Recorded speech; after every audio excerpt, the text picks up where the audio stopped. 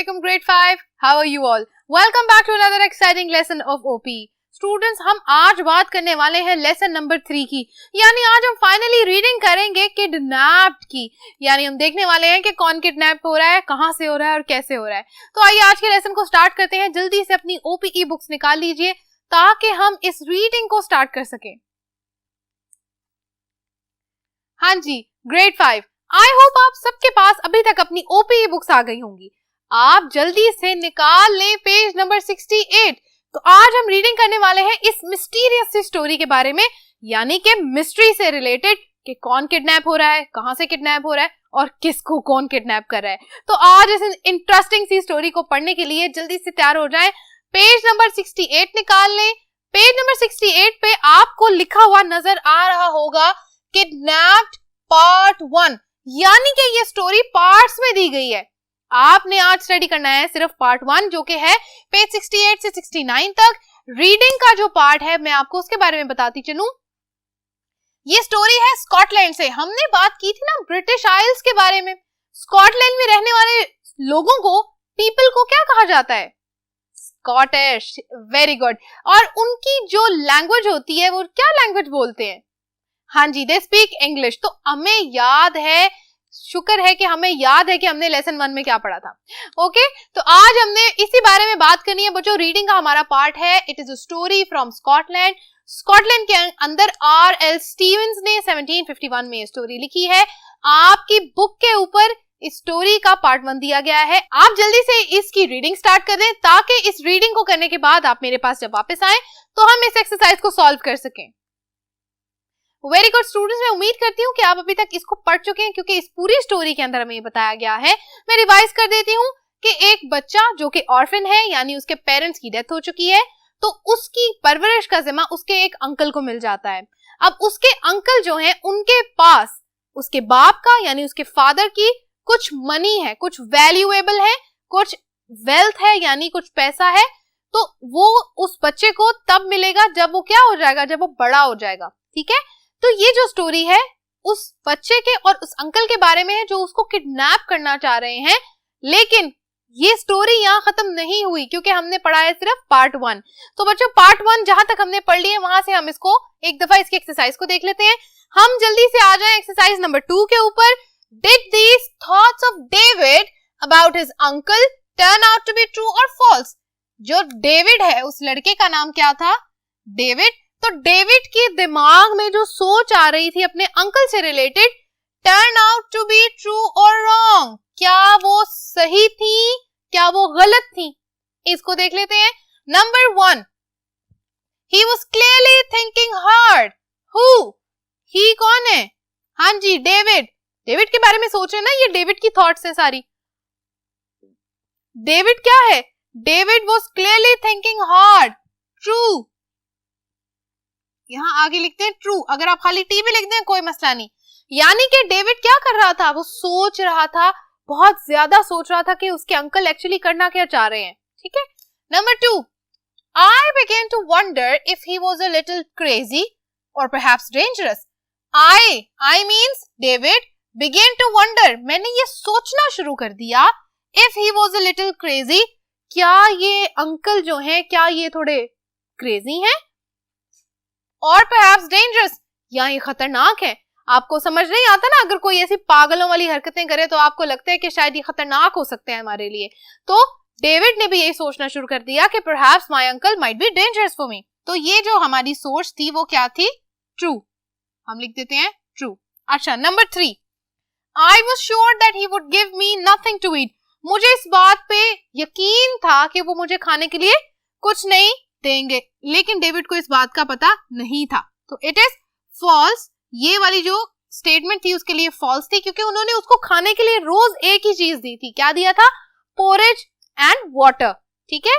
Number 4, perhaps, शायद, my uncle wants me to die, मेरे uncle चाहते हैं कि मैं मर जाऊं।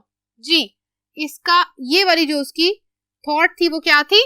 ट्रू थी, क्योंकि हमने अभी तक स्टोरी का जो पार्ट 1 पढ़ा है हमें वहां तक ये समझ आ गया है his uncle wanted him to die, यानी उसके अंकल चाह रहे हैं कि वो मर जाए और जो पैसा है वो सारे जो वेल्थ है वो किसको मिल जाए?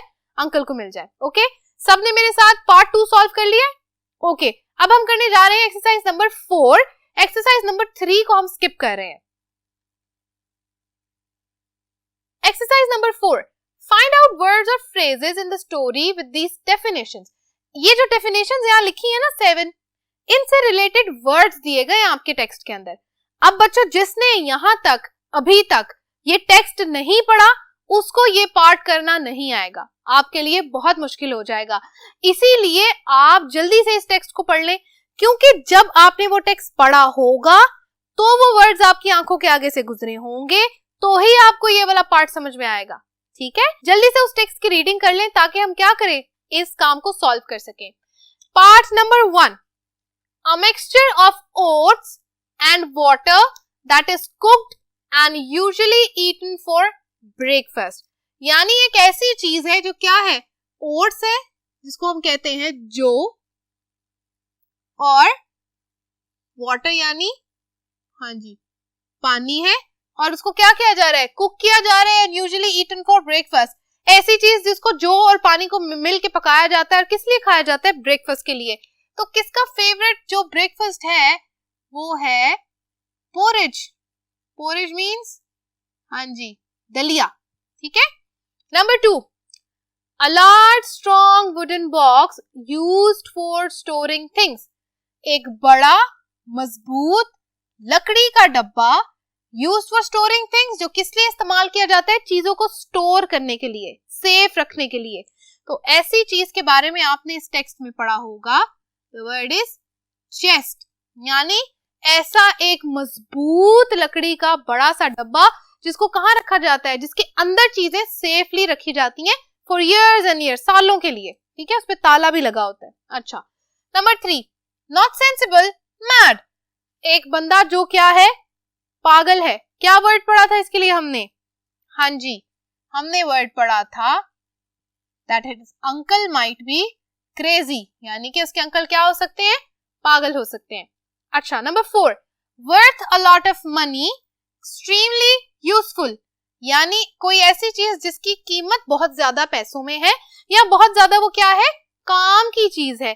तो ऐसे बातों के लिए हमने जो वर्ड पढ़ा था वो था वैल्यूएबल, यानी कीमती अशिया। Number 5, excellent, grand. Number 6, a sudden bright light in the thunderstorm. जब तूफान आता है, थंडरस्टॉर्म कहते हैं हम तूफान को, तो तूफान के अंदर एकदम से जो लाइट आती है उसको क्या कहते हैं।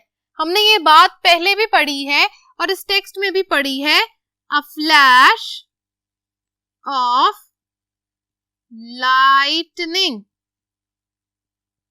यानी किस चीज की, लाइट का फ्लैश एकदम से जो आता है उसको क्या कहते हैं, flash of lightning. Not level और रेगुलर इन शेप, एक चीज जो क्या है, लेवल नहीं है, एक जैसी नहीं है, रेगुलर नहीं है, क्या होती है, अनइवन होती है, ऊपर नीचे, उसको कहते हैं अनइवन। ठीक है। अब मैं यहाँ पर उर्दू मीनिंग्स अगर आपके लिए लिख दूं तो हम पोरिज को कहते हैं दलिया। ठीक है। चेस्ट को अगर हम कह दें मजबूत लकड़ी का डब्बा। ठीक है। क्रेजी मतलब पागल। आपके लिए ये मीनिंग्स लिखना जरूरी नहीं है, मैं आपको सिर्फ इसलिए लिख के बता रही हूं ताकि आप इसके मीनिंग्स अच्छी तरह समझ सकें। कीमती अशिया, एक्सीलेंट, ग्रैंड, उम्दा, या आप कहें बेहतरीन। अच्छा, a sudden bright light in a thunderstorm, यानी तूफान में आने वाली क्या होती है, एकदम से तेज रोशनी। अच्छा, नॉट लेवल और रेगुलर इन शेप, अनइवन।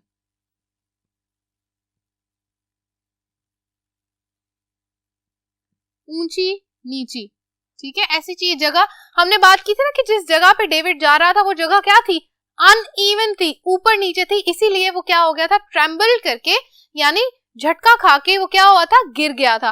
तो बच्चों यहाँ तक जितने भी वर्ड्स मैंने यहाँ पे लिखे हैं, 7 वर्ड्स लिखे हैं, 7 वर्ड्स के साथ मैंने उनका उर्दू मीनिंग भी आपको बता दी है। तो आज हमें ये पता चल गया कि ये जो डेफिनेशंस है इनका उर्दू और इंग्लिश वर्ड्स क्या है, वोकैबुलरी हमने नई सीख ली। आपके लिए मिस रिदा एक एक्स्ट्रा काम लेके आई हैं। आपने क्या करना है, इन 7 वर्ड्स के सेंटेंसेस बनाने हैं। चाहे तो सिर्फ 5 सेंटेंसेस बना सकते हैं, कोई एक 5 वर्ड चूज कर ले और इन 5 वर्ड्स के आपने मुझे सेंटेंसेस बना के दिखाने हैं। ठीक है, यहाँ तक बच्चों हमारा आज का लेसन होता है खत्म। आई होप आपको आज के लेसन की समझ आई होगी और सारी बातें और जितने भी वोकैबुलरी के वर्ड्स मिस सदा आपको रोज सिखाती हैं आपने उनको सीखा होगा। यहाँ तक हमारी आज की बातें हुई बिल्कुल खत्म। अब हम मिलेंगे एक नए लेसन में जो कि होगा लेसन नंबर 4, जो हम करेंगे सेंटेंसेस से रिलेटेड। तब तक के लिए अपना काम करते रहिए और जो होमवर्क मैंने आपको दिया है उसको कंप्लीट कीजिएगा। Thank you so much for watching today's lesson. Allah Hafiz.